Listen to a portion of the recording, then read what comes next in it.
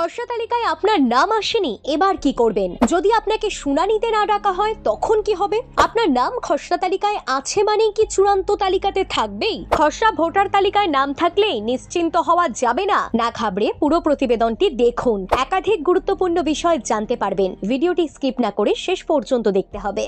আপনার কি খসড়া ভোটার তালিকায় নাম আসেনি? এবার কি করবেন? খসড়া ভোটার তালিকা প্রকাশের পর পরবর্তী পদক্ষেপ শুরু করলো নির্বাচন কমিশন। আজ থেকে আগামী 1 মাস বিএলওদের কাছে খসড়া তালিকা সংক্রান্ত অভিযোগ জানাতে পারবেন ভোটাররা।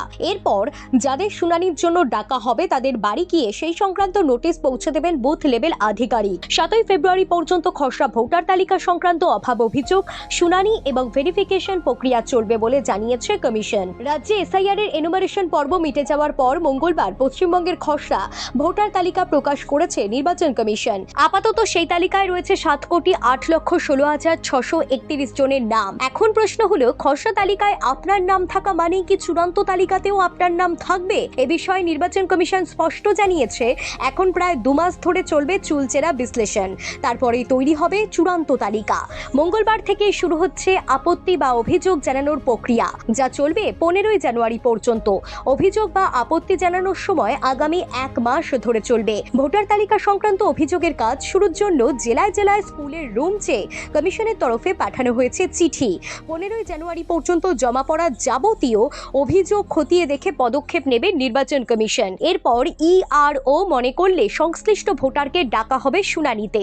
যারা শুনানিতে ডাক পাবেন তাদের বাড়িতে গিয়ে নোটিশ দিয়ে আসবেন বিএলও। কমিশনের বিজ্ঞপ্তি অনুযায়ী মঙ্গলবার থেকে 7 ফেব্রুয়ারি পর্যন্ত খসড়া ভোটার তালিকা সংক্রান্ত অভাব অভিযোগ এবং শুনানি ভেরিফিকেশন পর্ব চলবে। এই খসড়া তালিকায় যাদের নাম থাকবে না তাদের ভোটার তালিকায় নতুন করে নাম তোলার জন্য আবেদন করতে হবে। সেক্ষেত্রে তাদের পূরণ করতে হবে কমিশনের দেওয়া ফর্ম 6। এক্ষেত্রেও কড়াকড়ি থাকছে কমিশনের। নতুন করে নাম তোলার জন্য এসআইআর প্রক্রিয়ার মধ্যে আসতে হবে ভোটারদের। ফর্ম 6 এর সঙ্গে এনুমারেশন ফর্মের মতো দেখতে একটি ফর্ম পূরণ করতে হবে তাদেরকেও। যারা আগে এনুমারেশন ফর্ম পূরণ করেননি তাদের এখন ভোটার তালিকায় নাম তুলতে হলে নতুন করে আবেদন করতে হবে। এক্ষেত্রে তাদের জন্য থাকবে ফর্ম 6, সেটির সঙ্গে আরো একটি ফর্ম পূরণ করতে হবে তাদের, সেটি দেখতে এনুমারেশন ফর্মের মতোই। সেখানেও 2002 সালের ভোটার তালিকার সঙ্গে যোগসূত্র জানতে চাওয়া হবে।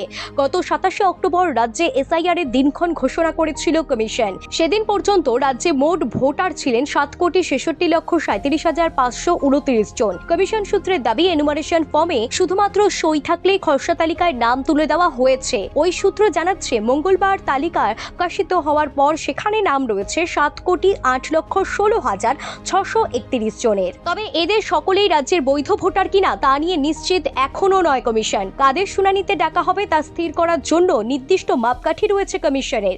খসড়া তালিকার মধ্যে 30 লক্ষের বেশি ভোটারকে অবশ্যই কমিশনের শুনানির মুখোমুখি হতে হবে। বাকি 1 কোটিরও বেশি ভোটারের মধ্যে প্রয়োজন অনুসারে কাউকে ডাকা হবে, আবার কাউকে ডাকা নাও হতে পারে। 2002 এর সঙ্গে 2025 এর ম্যাপিং এ যাদের নাম পাওয়া যায়নি এবং যাদের জমা দেওয়া তথ্যে ত্রুটি ধরা পড়েছে তাদেরই শুধু শুনানিতে ডাকা হবে। বিএলও বাড়ি বাড়ি গিয়ে শুনানির নোটিশ পৌঁছে দেবেন বলে জানিয়েছেন নির্বাচন কমিশন। এদিকে খসড়া ভোটার তালিকায় আপনার নাম নেই অথচ কোনো শুনানিতে ডাক বা নোটিশও পেলেন না, তখন কি করবেন? তখন আপনাকে ফর্ম 6 এর অ্যানেক্সার 4 ফিল আপ করে নতুন করে ভোটার তালিকায় নাম তুলতে হবে। এই ভিডিওটি আপনার জন্য কতটা উপকৃত হলো কমেন্টে জানিয়ে যেতে ভুলবেন না। চাইলে একটি শেয়ারও করে দিতে পারেন, আপনার একটি শেয়ারে উপকৃত হতে পারে অন্যজনও। Bureau report, talk to time.